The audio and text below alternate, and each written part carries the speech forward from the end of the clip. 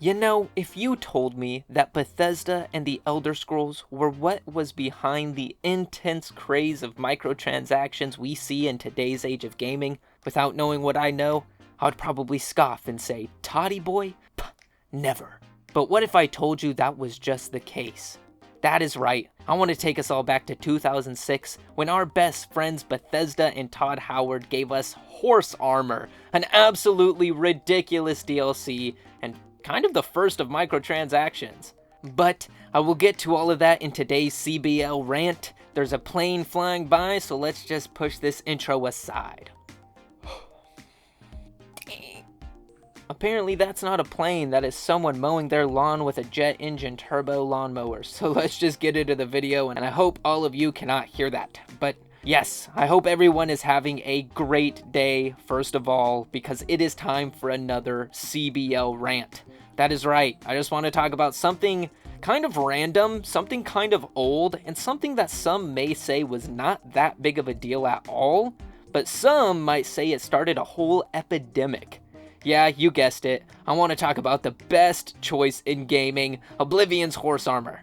Okay, maybe not the best choice, probably the complete opposite, but I am talking about all of this as if the whole lot of you know what I'm talking about. How about I just take us back a couple decades to what I and a lot would consider to be the beginning of the unstoppable microtransaction craze.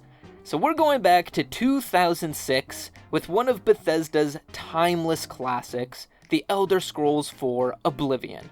So, you know, just as the world was falling in love with Todd Howard's recent baby at the time, Oblivion, a month or two after its release, the first DLC for the game came, and players were ready to expand their adventures further, though I don't think people were expecting the product that we actually got. What is this? What's happening? So, for $2.50 USD, you could plop onto the Microsoft shop and buy yourself the first of Oblivion's DLC, which, hey, might not sound like all that much, but considering inflation, that would be like $4 for only 2 different variants of Horse Armor. And yeah, I guess that still isn't all that much, but even Sire Howard said, and this is just a rumor, so bear with me, but Todd Howard stated that he even wanted the price to be lower than $2.50. But you know, the big suits over at Mega Hard wanted to stick firm with that price, but nevertheless, you shell out the $2.50, then in-game you head over to whoever's selling them, and you dress up your horses and ponies for 500 gold in-game. Wait, really? 500? Okay, if this isn't just an update and you're paying real-world money, you should not have to pay in the game too, but I guess there's a quest to get it for free, but still. And as I said, there are only 2 variants of the armor, Steel and Elven. And then of course, 8 horses, so I guess you technically get 16 added, but there's 2 different armors. Microsoft can say whatever they want about all the different horses and stuff, but $2.50, that is more than $1 per armor. That's ridiculous for a game back in 2006, especially calling it a DLC. I don't know, I'm frustrated reading my notes even though this happened 2 decades ago. But yeah, that was it. That was all that was the first DLC for Oblivion, was a couple of pieces of horse armor. A very, very, very lackluster first DLC, seeming like something that should have just been in the game in the first place. Oh, do you hear that? The lawnmower stopped. But speaking of them actually feeling like they should have been in the game in the first place, there might actually be some reasoning behind that.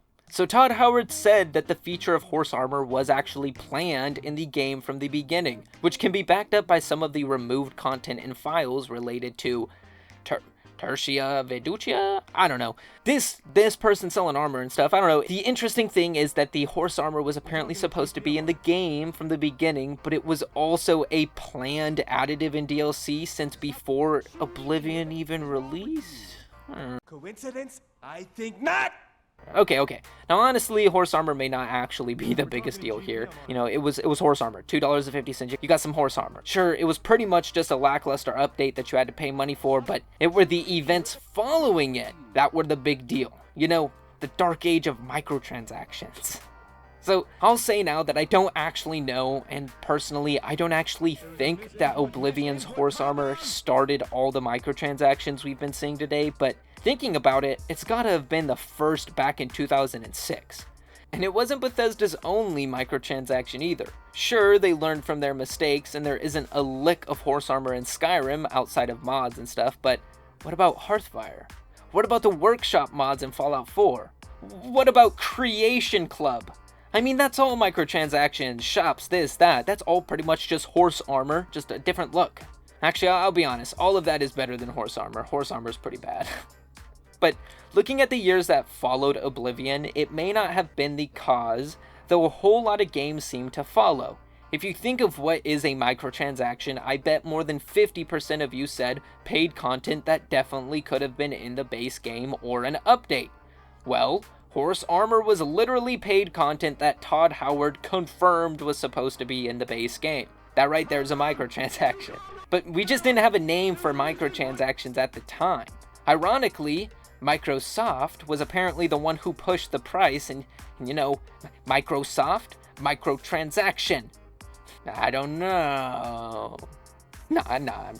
I'm just kidding. I know micro means small. I'm just messing, but it's still ironic. And then you look at today though, and we see stuff like horse armor every single day in every single game. Payday 3's microtransaction heists, Dead Island 2's outfits and skins, things like battle passes. I mean, Diablo Immortal's hundreds of thousands of dollars that you can spend on a free-to-play game. I don't know, it is plaguing gaming today. But as I said, I don't think Oblivion was the cause, rather it just opened a door. And I'm not the only one noticing this either. You know, 20 years later, and there are still articles coming out where people are saying it was the horse armor that led to this billion-dollar industry.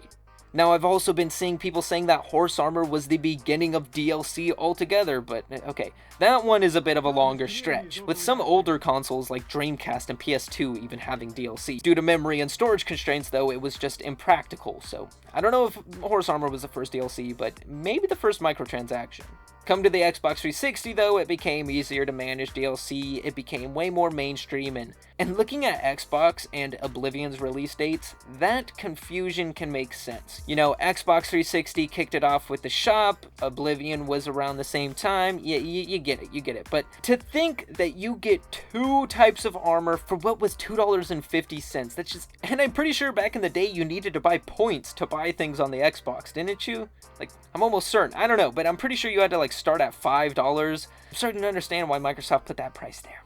I don't know. Then again, this is just a CBL rant. This was not supposed to be a long video. This is not supposed to be an informative video. This is just me ranting about something that I find a little stupid. And I know after my Diablo Immortal video, there are probably some of you still wondering, why are you talking about things years old? But what's better than to take a trip back to memory lane, you know? And this isn't years old. Sure, horse armor was, but it started something that is still a craze today, and it is still insane. But as I said, this is just a CBL rant video. This is getting way longer than it needs to be, so I'm going to wrap things up with my final thoughts. Okay, I know I made a bigger deal about the horse armor than it probably actually is, but that DLC was just a very, very strange choice to release, and there is a very, very, very good chance that it could have been the start of this very, very crazy dilemma when it comes to gaming today.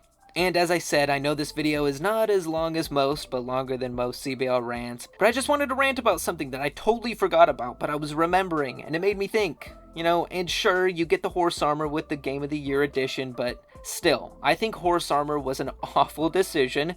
I think all the memes and jokes made on it are definitely warranted, and I think this video has ran its course.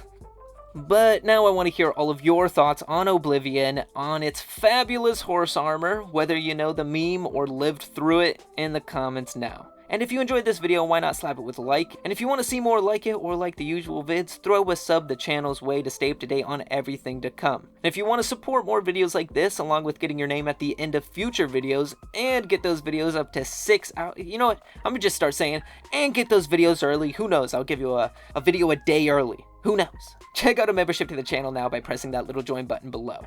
And lastly, if you heard any music that you enjoyed, check out BillyTheWhip on any music platform now to hear all of my home-cooked jams. They might not be that good, but they're made by me, and that's pretty cool. And with us here, I thank you all so much for the support, and I hope all of you have the best day possible.